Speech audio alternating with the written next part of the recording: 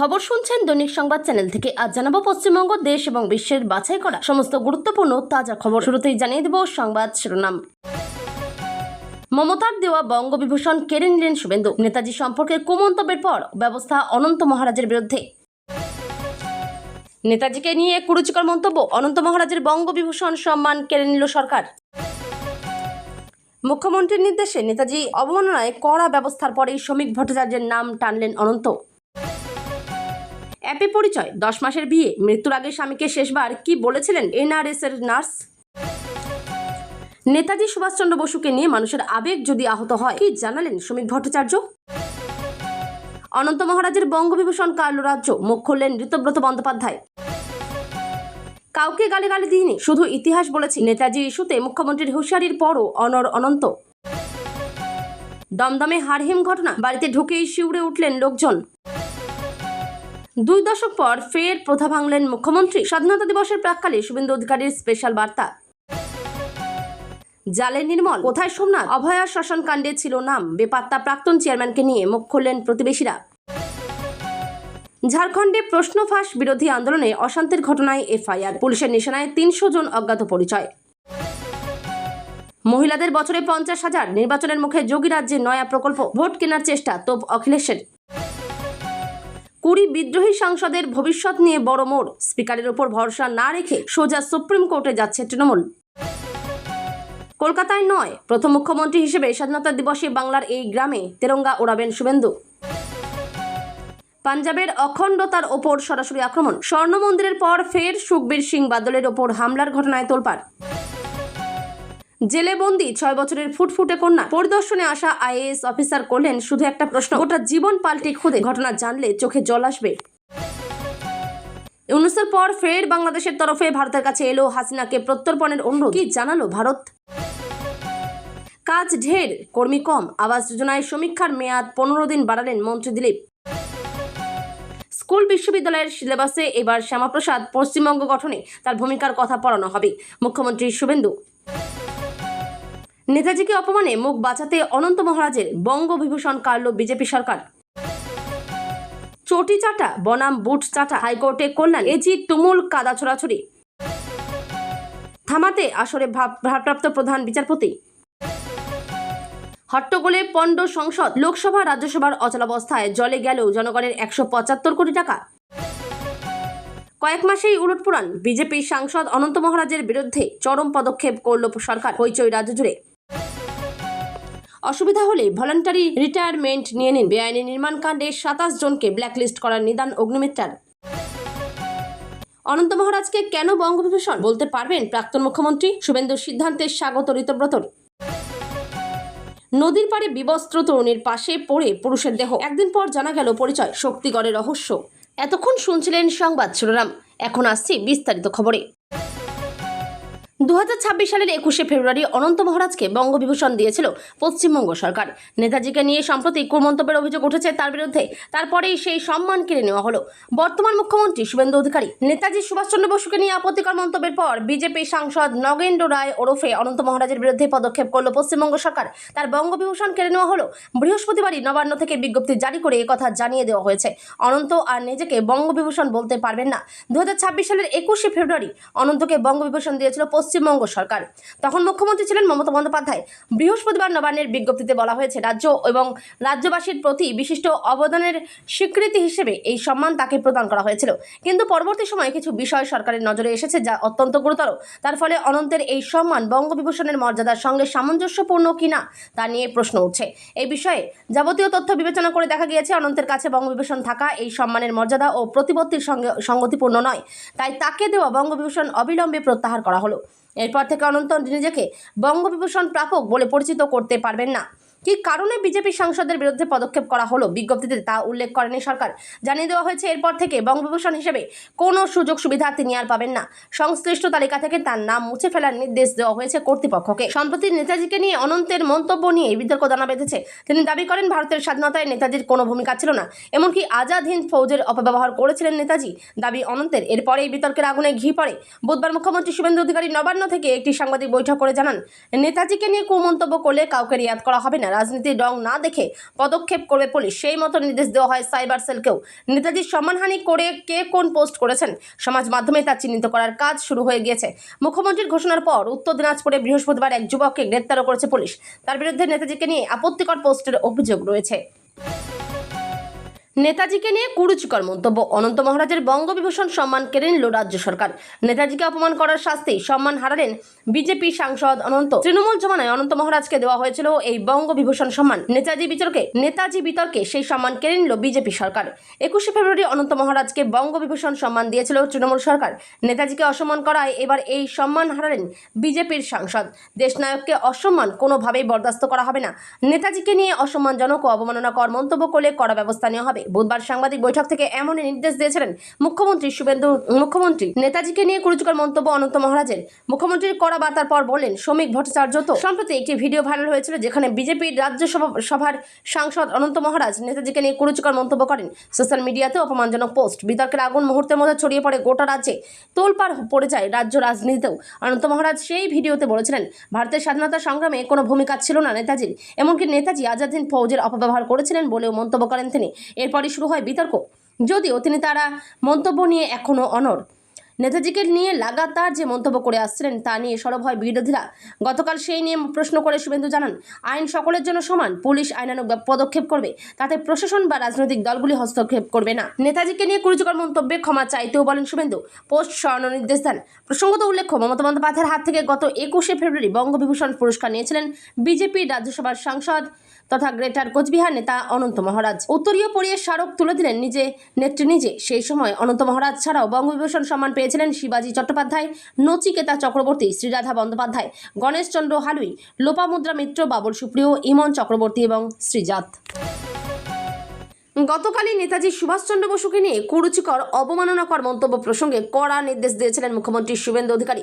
সাম্প্রতিক সময়ে নেতাজিকে নিয়ে সোশ্যাল মিডিয়ায় একাধিক অবমাননাকর পোস্ট হয়েছে, যা নিয়ে মুখ্যমন্ত্রীর দৃষ্টি আকর্ষণ করা হলে তিনি কড়া আইনি পদক্ষেপ গ্রহণের নির্দেশ দেন এবং প্রয়োজনে গ্রেপ্তারির কথাও বলেন। বুধবার মুখ্যমন্ত্রী শুভেন্দু অধিকারী এই প্রসঙ্গে জানিয়েছেন, পশ্চিমবঙ্গের মাটিতে এসব চলবে না। আমরা নেতাজিকে সম্মান করি। নেতাজিকে নিয়ে কুরুচিকর পোস্ট বা মন্তব্য করলে ভারতীয় ন্যায় সংহিতার আওতায় কড়া পদক্ষেপ নেওয়া হবে। প্রয়োজনে গ্রেপ্তারির কথাও বলেন মুখ্যমন্ত্রী। তিনি আরও বলেন, এই ঘটনা পশ্চিমবঙ্গ সরকার এবং পুলিশ ভালোভাবে নিচ্ছে না। অবিলম্বে ক্ষমা চেয়ে পোস্ট করুন, নিজেদের পোস্ট ডিলিট করুন। মুখ্যমন্ত্রী আরও বলেন, আইন সবার জন্য সমান।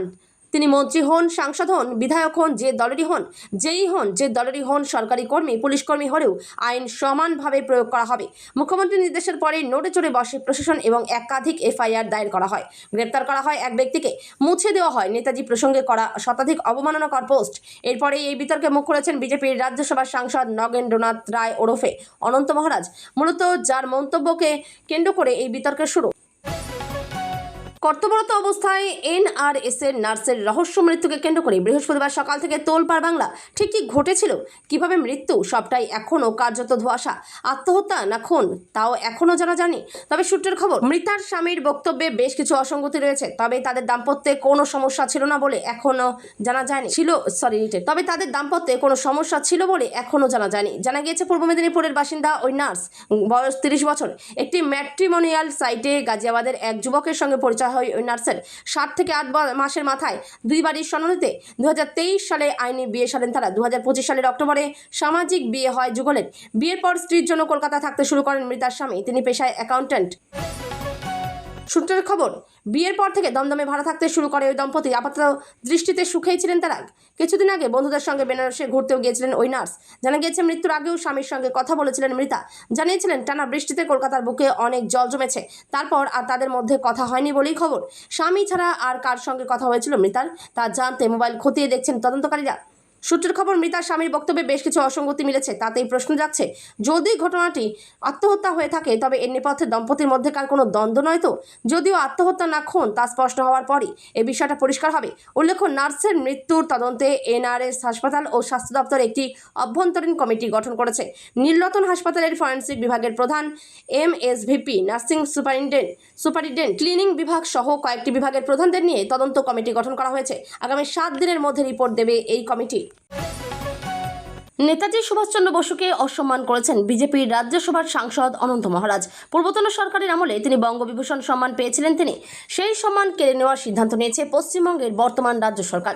এই গোটা ঘটনার প্রসঙ্গে বিজেপির রাজ্য সভাপতি এবং রাজ্যসভার সাংসদ শ্রমিক ভট্টাচার্য বলেছেন, নেতাজি সুভাষচন্দ্র বসু প্রতিটি জাতীয়তাবাদী মানুষের অন্তরের অন্তঃস্থলে তার কালজয়ী সত্তা নিয়ে প্রতিষ্ঠিত।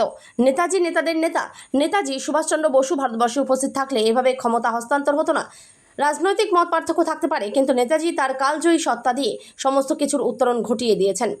নেতাজি সুভাষচন্দ্র বসুকে নিয়ে মানুষের আবেগ যদি আহত হয়, তার জন্য পার্টি চিন্তাভাবনা করবে। এমপি এমএলএ যদি এই ধরনের কাজ করেন, দলের সংসদীয় বোর্ড আছে, সর্বোচ্চ নেতৃবৃন্দ বিষয়টি দেখছেন এবং দেখবেন। নেতাজিকে অপমান, মুখ্যমন্ত্রীর বার্তার পরে বিপাকে অনন্ত। তার তৃণমূল আমলে পাওয়া বঙ্গবিভূষণ সম্মান কেড়ে নিল সরকার। নেতাজিকে অপমান করায় বঙ্গবিভূষণ সম্মান হারালেন বিজেপির রাজ্যসভার সাংসদ অনন্ত মহারাজ। তৃণমূল জমানায় অর্থাৎ রাজ্যের পূর্বতন সরকারের আমলে অনন্ত মহারাজকে দেওয়া হয়েছিল বঙ্গবিভূষণ সম্মান। নেতাজির বিতর্কে অনন্ত মহারাজের সেই সম্মান কেড়ে নিল বিজেপির সরকার। গত 21শে ফেব্রুয়ারি অনন্ত মহারাজকে বঙ্গবিভূষণ সম্মান দিয়েছিল তৃণমূল সরকার। বিশেষ অবদানের জন্য সম্মানিত করা হয়েছিল নগেন্দ্র রায় ওরফে অনন্ত মহারাজকে। কিন্তু বর্তমান পরিস্থিতিতে সেই সম্মান বজায় রাখা নিয়েই প্রশ্ন উঠতে শুরু করেছে বিজেপি সাংসদদের। বঙ্গবিভূষণ সম্মানকে জানিয়ে দিল রাজ্য সরকার। নেতাজি সুভাষচন্দ্র বসুকে নিয়ে অসম্মানজনক মন্তব্য করে বিতর্কে অনন্ত মহারাজ। আর এর মধ্যেই নেতাজিকে নিয়ে আপত্তিকর পোস্টের অভিযোগে গ্রেপ্তার করা হয়েছে অনন্ত মহারাজের অনুগামীকে। নেতাজি সুভাষচন্দ্র বসুকে নিয়ে অসম্মানজনক মন্তব্য করা হয়েছে বিজেপি রাজ্যসভার সাংসদ অনন্ত মহারাজের মন্তব্যে তৈরি হয়েছে বিতর্ক। সোশ্যাল মিডিয়ায় ঘুরছে নেতাজিকে নিয়ে একাধিক কুরুচিকর পোস্ট। এই সব নিয়ে আগেই কড়া হুঁশিয়ারি দিয়েছিলেন শুভেন্দু অধিকারী, আর এরপরই শুরু হয়েছে অ্যাকশন। সুভাষচন্দ্র বসুকে নিয়ে আপত্তিকর পোস্টের অভিযোগে গ্রেপ্তার করা হয়েছে অনন্ত মহারাজের অনুগামী উত্তর দিনাজপুরের চাকুলিয়ার বাসিন্দা কিরণ কুমার দাসকে। নেতাজি সুভাষচন্দ্র বসুর বিরুদ্ধে অপমানজনক মন্তব্যের প্রেক্ষিতে 6টি এফআইআর দায়ের করা হয়েছে। 108টি আপত্তিজনক পোস্ট সোশ্যাল মিডিয়া থেকে সরানো হয়েছে। নেতাজি সুভাষচন্দ্র বসুকে নিয়ে কুরুচিকর মন্তব্য এবং সমাজ মাধ্যমে অবমাননাকর পোস্ট করার জেরে তীব্র বিতর্কের মুখে পড়েছিলেন অনন্ত মহারাজ। এই ঘটনার পরেই বড় পদক্ষেপ করল রাজ্য সরকার। রাজ্য সরকারের পক্ষ থেকে আনুষ্ঠানিকভাবে বাতিল করা হলো অনন্ত মহারাজের বঙ্গবিভূষণ সম্মান। সরকারের এই সিদ্ধান্তকে ইতিমধ্যে স্বাগত জানিয়েছেন বিরোধী দলনেতা ঋতব্রত বন্দ্যোপাধ্যায়। পশ্চিমবঙ্গ সরকারের তথ্য এবং সংস্কৃতি দপ্তরের তরফে সম্প্রতি একটি নির্দেশিকা জারি করা হয়েছে। সেখানে জানানো হয়েছে, রাজ্য ও জনগণের প্রতি বিশিষ্ট অবদানের জন্য এই সম্মান দেওয়া হয়েছিল, কিন্তু পরবর্তী সময়ে এমন কিছু পরিস্থিতি ও ঘটনা সরকারের নজরে এসেছে যা অত্যন্ত গুরুতর। এই পরিস্থিতিতে শ্রী নগেন্দ্র রায় ওরফে অনন্ত মহারাজের মতো ব্যক্তির কাছে এই সম্মান বজায় রাখা বঙ্গবিভূষণের মর্যাদা ও উদ্দেশ্যের সঙ্গে সামঞ্জস্যপূর্ণ কিনা তা নিয়ে বড় প্রশ্নচিহ্ন তৈরি হয়েছে। নির্দেশিকায় আরও স্পষ্ট করে বলা হয়েছে, সমস্ত দিক বিস্তারিতভাবে বিবেচনা করে সংশ্লিষ্ট কর্তৃপক্ষ এই সিদ্ধান্তে উপনীত হয়েছে যে অনন্ত মহারাজের এই সম্মান আর বহাল রাখা যায় না। সেই কারণেই 21শে ফেব্রুয়ারি 2026 তারিখে তাকে প্রদান করা বঙ্গবিভূষণ সম্মান অবিলম্বে প্রত্যাহার ও বাতিল করার সিদ্ধান্ত নিয়েছে পশ্চিমবঙ্গ সরকার। এদিকে এই সরকারের এই কড়া পদক্ষেপের পর রাজনীতিতে নতুন করে শোরগোল শুরু হয়েছে। রাজ্যের এই সিদ্ধান্তকে জোরালোভাবে সমর্থন করেছেন বিরোধী দলনেতা ঋতব্রত বন্দ্যোপাধ্যায়। এই প্রসঙ্গে প্রতিক্রিয়া জানিয়ে তিনি বলেন, অনন্ত মহারাজের পাগড়ি খুলে নেওয়া হলে আমি আরও খুশি হব। ওনাকে বঙ্গবিভূষণ কেন দেওয়া হয়েছিল সেটা তৎকালীন মুখ্যমন্ত্রী বলতে পারবেন। ওনার সম্মান কেড়ে নেওয়াকে আমরা আন্তরিকভাবে স্বাগত জানাচ্ছি। শুধু তাই নয়, এই বিষয়ে আইনগতভাবেও ব্যবস্থা নেওয়া উচিত বলেই মনে করি। বিগত কয়েকদিন ধরে নেতাজি সুভাষচন্দ্র বসুকে কেন্দ্র করে চলা তীব্র রাজনৈতিক বিতর্কে অবশেষে কড়া বার্তা দিয়ে রাশ টেনেছেন খোদ রাজ্যের মুখ্যমন্ত্রী শুভেন্দু অধিকারী। নেতাজির মতো মহানায়ক সম্পর্কে যারা আপত্তিকর বা অবমাননাকর মন্তব্য করার দুঃসাহস দেখিয়েছেন, তাদের সরাসরি গ্রেপ্তার করা হতে পারে বলে মারাত্মক হুঁশিয়ারি দিয়েছেন তিনি। মুখ্যমন্ত্রীর এই কড়া ও স্পষ্ট বার্তার পরেই চরম জল্পনা শুরু হয়েছে বিজেপির রাজ্যসভার সাংসদ অনন্ত মহারাজকে নিয়ে। কারণ নেতাজিকে নিয়ে তার করা বিতর্কিত মন্তব্যের জল গড়িয়েছে থানা পর্যন্ত এবং ইতিমধ্যে তার বিরুদ্ধে অভিযোগও দায়ের হয়েছে। এই উত্তপ্ত আবহে মুখ্যমন্ত্রী কড়া বার্তা দেওয়ার পর অবশ্য কিছুটা সুর বদলে আত্মপক্ষ সমর্থনের পথ বেছে নিয়েছেন মহারাজ। তবে অনন্তর সব কথা, তিনি কাউকে বদনাম করেননি। অনন্ত মহারাজের দাবি করেছিলেন যে নেতাজির নিজস্ব ক্ষমতা ছিল না আজাদহিন্দ ফৌজ তৈরি করা। ব্রিটিশ সৈন্যদের জার্মানি বন্দী করে নিয়ে গিয়েছিল এবং সেই বন্দীদের জার্মানি নেতাজির হাতে তুলে দেয়। নেতাজি সেটির অপব্যবহার করেছেন এবং ভারতের স্বাধীনতায় তার নাকি কোনো ভূমিকাই ছিল না।